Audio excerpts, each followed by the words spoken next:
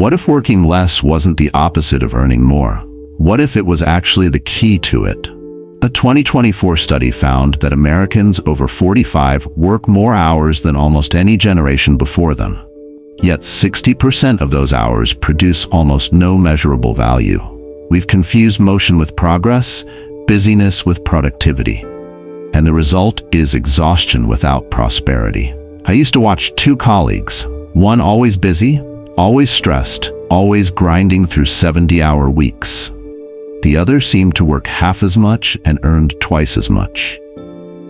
For years I thought it was luck. Then I started paying closer attention. It wasn't luck, it was a strategy. Today I'm walking you through 7 minimalism strategies that completely flip the script. How to eliminate 80% of the noise, protect the 20% that actually matters, and finally work less while earning significantly more. And Strategy 7 reveals why Warren Buffett's calendar is famously almost empty, and what that tells us about real wealth that most people completely misunderstand.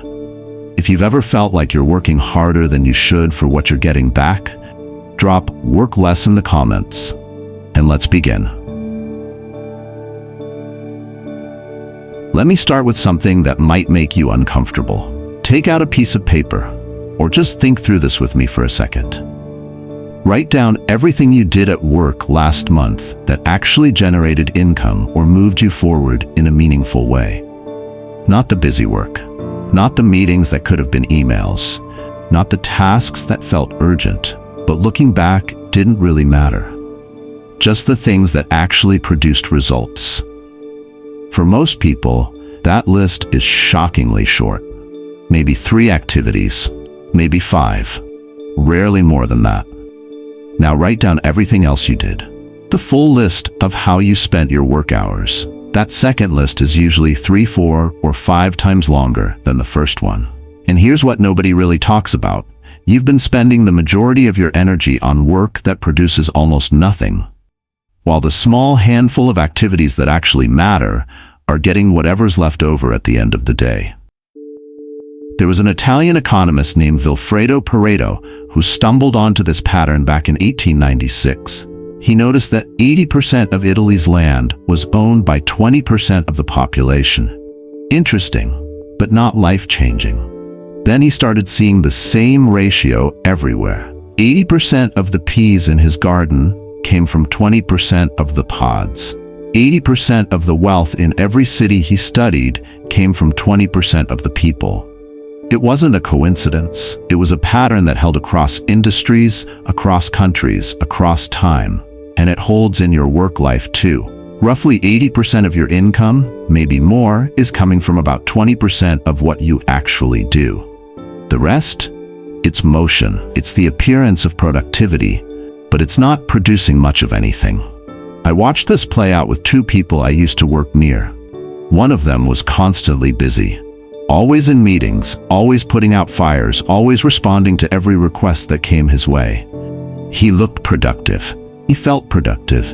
And at the end of every year, his income barely moved. The other person seemed to work half as much. She said no to most things. She focused on 3 specific activities that directly generated revenue, and she protected those activities as if they were the only things that mattered. Because, financially speaking, they were.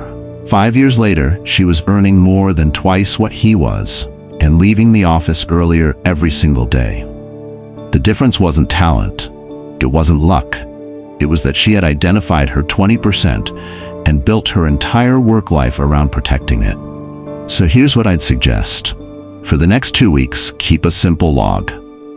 2 columns: high value, things that directly create income or advancement. Low value, everything else. At the end of 2 weeks, calculate the ratio. If your high value work is less than 30% of your time, you've just found the single biggest leak in your financial life. And once you see it, once you actually write it down and look at the numbers, you can't unsee it. That's when the real work begins. Because now you have to start systematically saying no to the 80% that's been eating your life.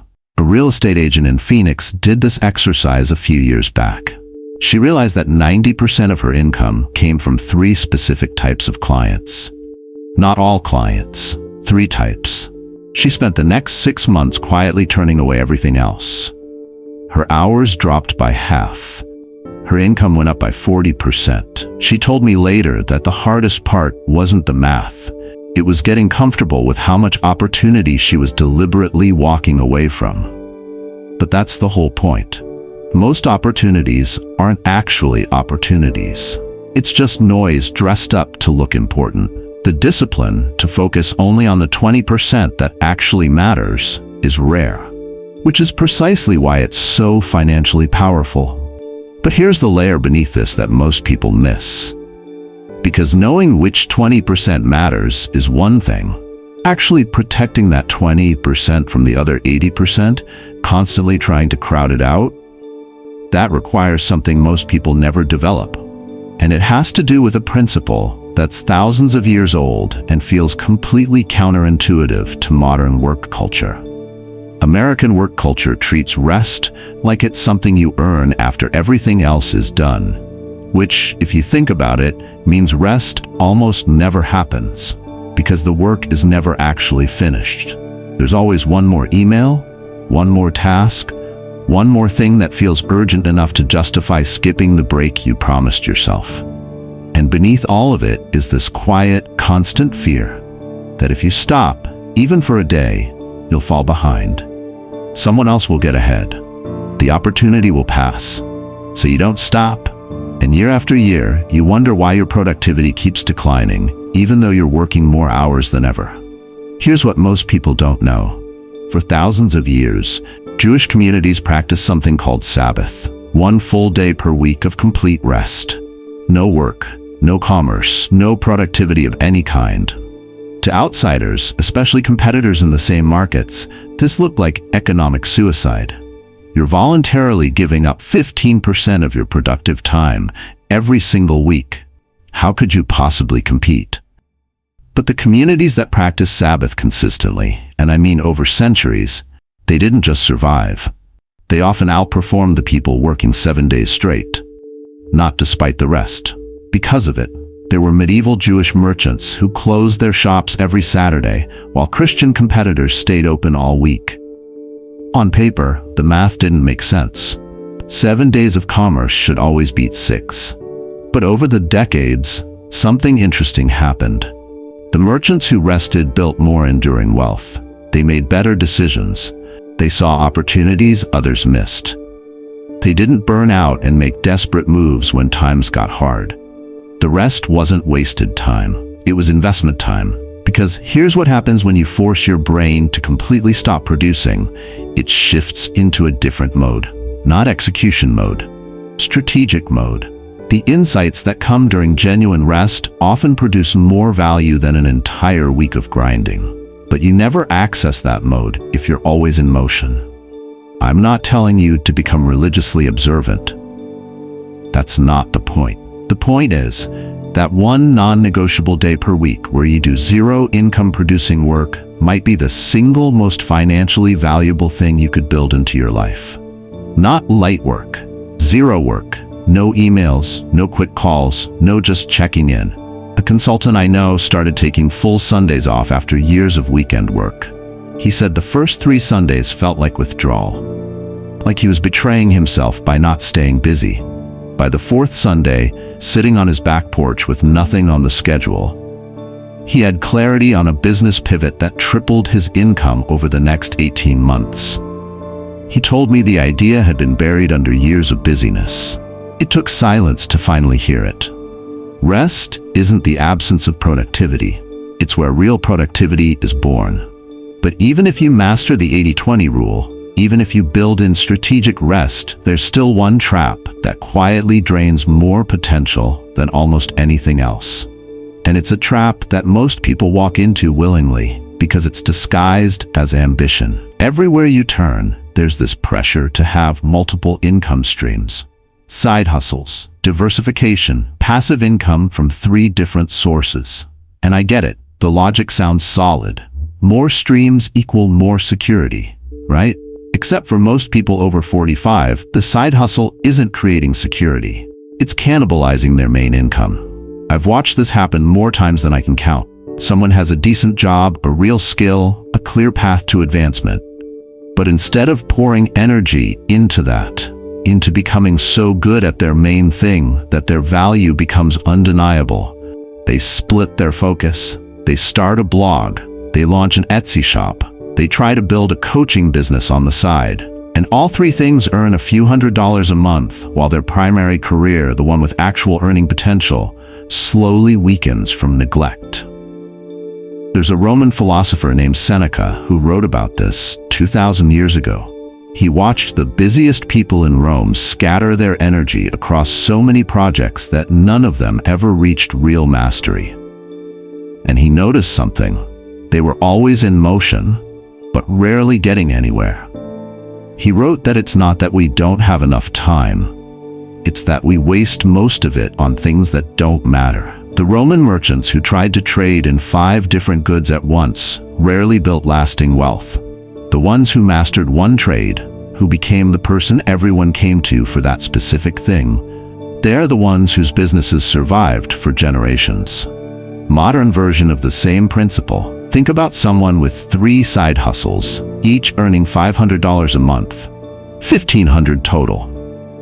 Sounds decent. Now imagine that same person taking all the energy they're spreading across 3 mediocre projects and channeling it into their main work, into getting better at the one thing that already has infrastructure, already has potential, already has a clear path to growth. In most cases, that focused energy produces an extra $3,000, $4,000, maybe more per month. And it happens faster because they're not constantly context switching between 3 different worlds. Here's what I'd suggest you do. Take out a piece of paper and list every income stream you currently have or are trying to build. Be honest. Include the side projects that are sort of working, the half-started businesses, the maybe someday ideas that are quietly draining your attention. Then circle the one with the most realistic potential for significant growth. Just one. For the next 90 days, put 100% of your extra energy into that one thing. Kill everything else, or at least pause it so completely that it's not pulling your focus. Then measure what happens. A teacher I know had 3 things going: a tutoring business, a blog that made a little ad revenue, and an Etsy shop selling handmade cards. All 3 were earning modest amounts. Together, they added maybe $1,800 a month, and she was working 30 extra hours a week to keep all 3 alive. She killed the blog and the Etsy shop, focused entirely on premium tutoring. Within a year, her tutoring income alone was bringing in $4,000 a month, and she was working fewer total hours than before. She told me the hardest part wasn't the decision.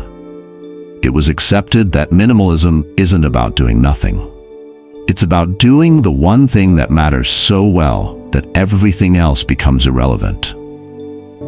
And that brings me to something most productivity advice gets completely backward. Before I go further, let me ask you something honestly. How many income streams or side projects are you currently juggling right now?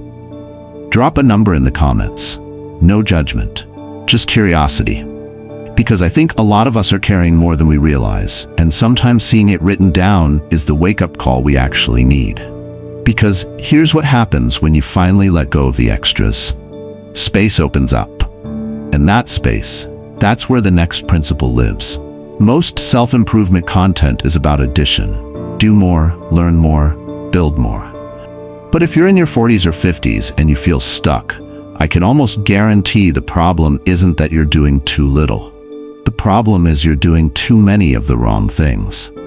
Your calendar is full, your task list never ends, and somewhere in all that motion, the work that actually matters, the high-value, income-producing, life-changing work, is suffocating under the weight of everything else. There was a man named Henry David Thoreau who understood this in a way most people never do.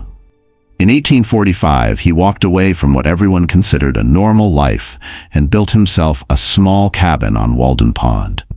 He lived there for 2 years with almost nothing. No social obligations, no busy work, no distractions. Just him and the woods and whatever thoughts showed up when everything else went quiet. What he discovered, And what he wrote about extensively was that by removing almost everything, what remained became extraordinarily clear. He could finally hear himself think. He wrote more in those 2 years than most people write in a lifetime. Not because he was grinding, because there was nothing in the way. Here's the part that really gets me. Thoreau kept financial records during his time at Walden. He worked roughly 6 weeks out of the entire year to cover all his expenses. 6 weeks. The rest of his time was his own. To think, to write, to live deliberately, as he put it. And the work he produced during that period has lasted nearly 200 years. People still read Walden today because he had the clarity to write something that mattered, and he only got that clarity by removing everything that didn't. Now, I'm not saying you need to move to the woods, but the principle holds. Every time you remove an obligation, a commitment, a meeting that doesn't actually serve you, you're not creating emptiness, you're creating space for something better to emerge. Start a 30-day elimination challenge.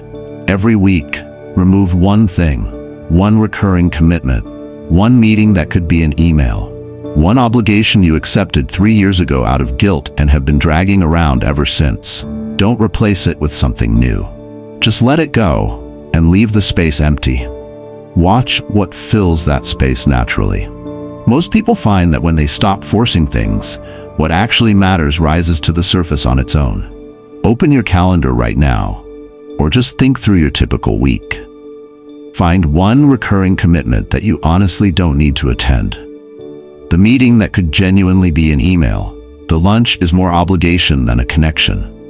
The committee you joined years ago because it felt like the right thing to do, but deep down, you know it's just draining hours you need somewhere else. Cancel it for the next month. Not forever. Just pause it. Use those reclaimed hours for one high-value activity, or honestly, just use them for rest. Then notice the difference. Notice your energy. Notice what you actually get done when you're not constantly context switching between 17 different commitments. An engineer I know quit 3 professional committees in the same month. His colleagues thought something was wrong. Maybe he was depressed, maybe burning out. He wasn't. He just took the 6 hours per week those committees had been consuming and focused them on one high-impact project at work. 6 months later, he got a promotion and a $15,000 raise. He told me the hardest part was accepting that less really could be more. Doing fewer things exceptionally well beats doing many things adequately. You don't need more discipline. You need fewer things that require discipline. But here's where the real test comes.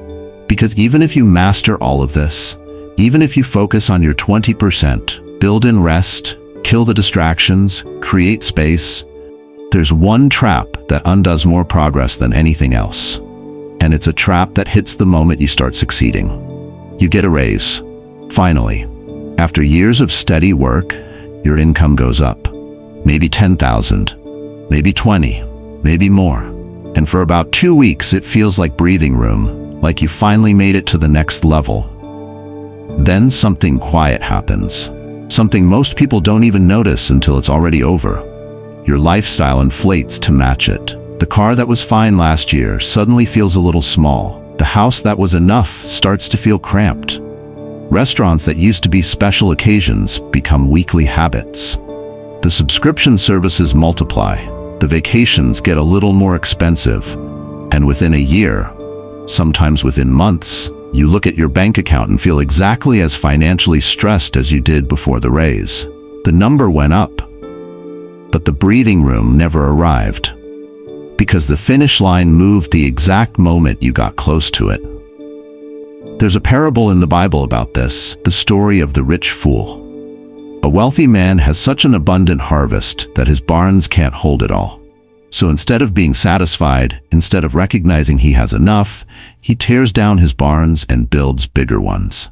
He's going to store everything, hoard it all, and then finally retire in comfort. That very night, he dies. The bigger barns stay full.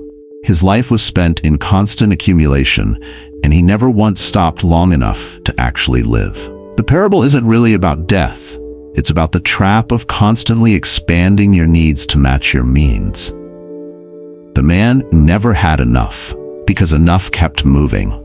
And that's exactly what happens to most people when their income increases. They don't get ahead, they just recalibrate what normal feels like. I've seen people earning $60,000 feel broke. They get to $100,000 and still feel broke. They reach $150,000, same feeling. The amount doesn't actually matter if your lifestyle always inflates to consume whatever comes in. There's a psychological term for this: hedonic adaptation. Your brain adjusts to new levels of comfort so quickly that what felt like luxury last month becomes baseline this month. And baseline always feels insufficient. It's how we're wired. Which means if you don't interrupt the pattern deliberately, it will run on autopilot forever. Here's the move that actually works. The next time your income increases, through a raise, a bonus, a new client, anything, make a rule before you touch the money. At least 50% of that increase gets saved or invested before your lifestyle sees a dime of it. Let your standard of living lag behind your income by design, not by accident. Calculate right now, what was your last raise or income increase? Now, calculate what percentage of it is still being saved versus what got quietly absorbed into your daily spending. If that answer makes you uncomfortable, that's useful information. Make a commitment now. The next increase, 60%, goes straight into savings or investments before anything else changes. A couple I heard about received a combined $25,000 raise between both their jobs in 1 year. Good year for both of them.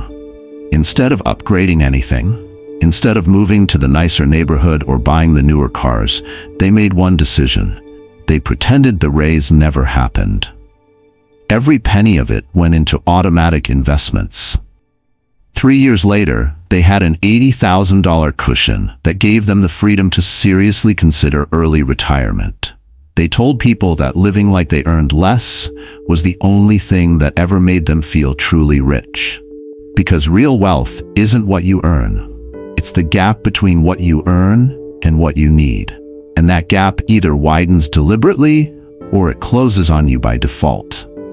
There's no third option. But beneath all of this, beneath the tactics, beneath the strategies, there's a deeper question most people are terrified to ask themselves.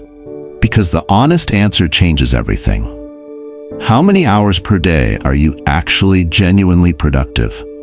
Not busy, not in motion, not looking productive, actually producing something of value. Be honest with yourself for a second. Most knowledge workers, and this includes almost everyone watching this, are deeply productive for about 3 to 4 hours per day.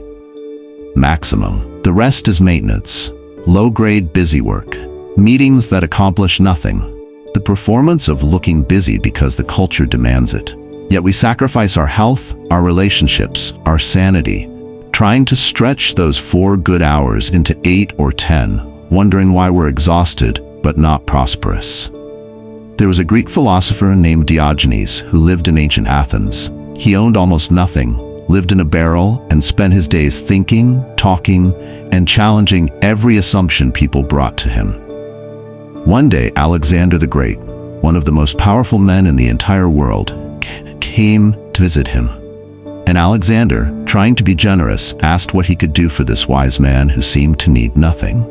Diogenes looked up at him and said, "Stand out of my sunlight." That was it. The most powerful emperor on earth offering anything, and Diogenes just wanted him to stop blocking the light. Here's what Diogenes understood that most people miss entirely. Energy, not time, is the real currency. He protected his energy ruthlessly. He refused every obligation that didn't serve his purpose. And he produced philosophical work that has influenced Western thought for 2,400 years, while most of his busier, more ambitious contemporaries are completely forgotten. Modern research backs this up in ways Diogenes never could have measured. Studies from 2025 show that elite performers across every industry, writers, programmers, executives, designers, produce their best work in focused blocks of 90 minutes to 2 hours, usually in the morning. Everything after that is diminishing returns. The rest of the day is just maintenance, administration, and the pretense of productivity. But we've built an entire work culture around the fiction that 8 hours of focus is not only possible, but expected. And people are burning themselves out, trying to deliver on a promise that was never realistic in the first place. Stop lying to yourself about being an 8-hour productivity machine. You're not. Nobody is. Identify your 4 best hours, the window when your brain actually works at full capacity, and then guard those hours like your financial life depends on it, because it does. For 1 week, track your energy levels every hour. Simple scale, 1 to 10. Note when you feel sharpest, when your thinking is clearest, when work flows instead of dragging. For most people, it's morning. For some, it's late afternoon. It doesn't matter when it is. What matters is that you find it and then redesign your life around protecting it. Once you know your peak window, here's the move. Block those hours for your highest value work. No meetings, no emails, no interruptions, no exceptions. Let the low energy hours, the times when your brain is coasting, handle all the administrative noise, the emails, the coordination, the stuff that has to get done, but doesn't require your best thinking. You'll produce more in 4 protected hours than most people produce in 10 scattered ones. That's not motivation talk. That's just how human attention actually works. A consultant in his 60s restructured his entire business around 4 morning hours of deep client work. Everything else, emails, scheduling, admin, happened in the afternoon or not at all. His income stayed exactly the same. His stress dropped by half. He started sleeping through the night for the first time in a decade. He said it felt like he'd been running a marathon at full sprint his entire career, and someone finally told him it was okay to walk the parts that didn't matter. Working smarter isn't a cliché. It's a survival strategy for people who want to build wealth without burning out before they can ever enjoy it. Before we get to the last piece, let me ask you something real. How many hours per day are you genuinely, deeply productive? Not just busy. Actually productive. Drop a number below. I'm curious if we're all lying to ourselves the same way, or if some of you have already figured out what I'm about to share. Because this final strategy is the one that separates people who understand minimalism from people who actually live it. And it's going to feel completely backward when you first hear it. We've been taught that successful people are busy people. Packed calendars, back-to-back meetings, constant motion, wall-to-wall commitments that prove you're important, that you're in demand, that you're doing something that matters. And so most of us, especially those of us over 45 who've been working this way for decades, have accepted busyness as proof we're on the right track. But here's what nobody prepared you for. The most financially successful people in the world operate on the exact opposite principle. Warren Buffett is one of the wealthiest human beings alive. He runs Berkshire Hathaway, a company worth over $700 billion. And if you were to look at his daily calendar, the schedule of someone managing that kind of empire, you'd expect to see it packed. Meetings from dawn until evening, constant decisions, endless obligations. His calendar is almost completely empty. Most days there are 1 or 2 items on it. Some days there's nothing at all. He spends the vast majority of his time reading, thinking, and saying no to nearly everything that crosses his desk. When someone once asked him about his secret to productivity, he said something that most people hear but don't actually absorb. He said, the difference between successful people and really successful people is that really successful people say no to almost everything. Not some things, almost everything. His business partner, Charlie Munger, operated the same way before he passed. Vast amounts of unscheduled time, minimal meetings, maximum space for thinking. And together, those 2 men built one of the most successful investment companies in human history. Not through hustle, not through grinding, not through filling every available hour with activity. Through ruthless elimination of everything that didn't matter and absolute focus on the tiny handful of decisions that did. Think about that for a second. Most executives fill their calendars to feel important, to prove to themselves and everyone around them that they're needed, that they're indispensable. Buffett does the opposite. He empties his calendar specifically to be effective. The empty space isn't laziness. It's not retirement. It's where billion-dollar clarity happens. Because here's what most people never understand. The best decisions you'll ever make don't happen in meetings. They don't happen in the middle of frantic activity. They happen in the quiet moments between everything else. When your brain finally has the space to see patterns, to connect ideas, to notice the thing everyone else is missing because they're too busy to look up. Strategic idleness isn't the opposite of productivity. It's the foundation of it. Look at your calendar for next week. Right now, just pull it up. I want you to find one block of at least 2 hours that's currently unscheduled. And instead of seeing that as a gap to fill, instead of immediately thinking about what meeting you could slot in there, what task you could knock out, I want you to protect it. Guard it. Label it strategic thinking if you need a title to make it feel legitimate. And then use those 2 hours to just think. Not about execution, not about tasks.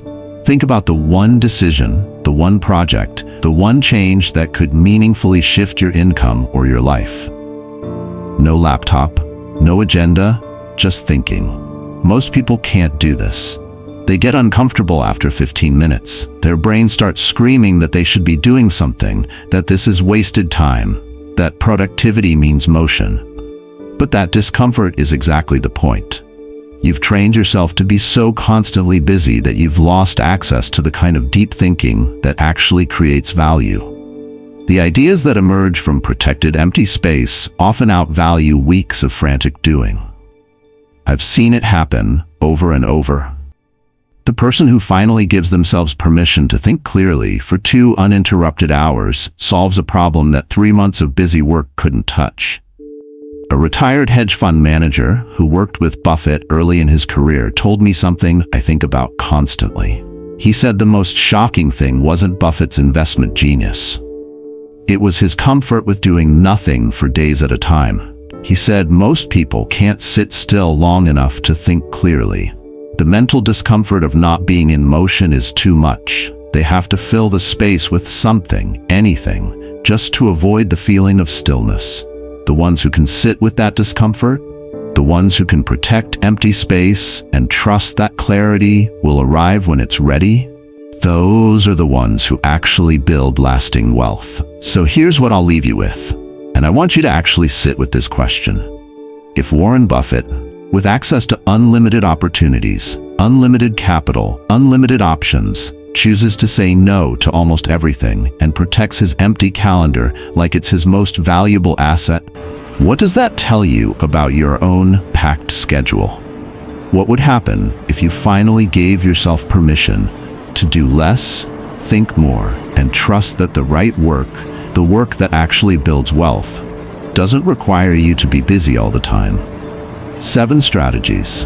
One truth running through all of them. Working less and earning more isn't a fantasy for people with different circumstances than yours. It's what happens when you finally stop confusing motion with progress and start protecting what actually matters. You don't need to do all 7 this week. Pick one, just one. Track your 80-20. Take one full rest day. Kill that side hustle that's been draining you. Remove one commitment from your calendar. Resist the next lifestyle inflation, protect your 4 peak hours, or block out 2 hours of completely empty space and just think. Start somewhere. That one quiet move made this week might be the turning point you look back on years from now and realize everything changed. If something here landed, if even one idea shifted how you see your own schedule, comment "work less" below. 2 words. It's a promise you're making to yourself that things can be different. And if you want more, my next video breaks down the 5 daily money drains most Americans never notice until it's too late. Hit subscribe and turn the bell on. Warren Buffett doesn't need to prove his productivity to anyone. Neither do you. Work less, think more. Trust the process.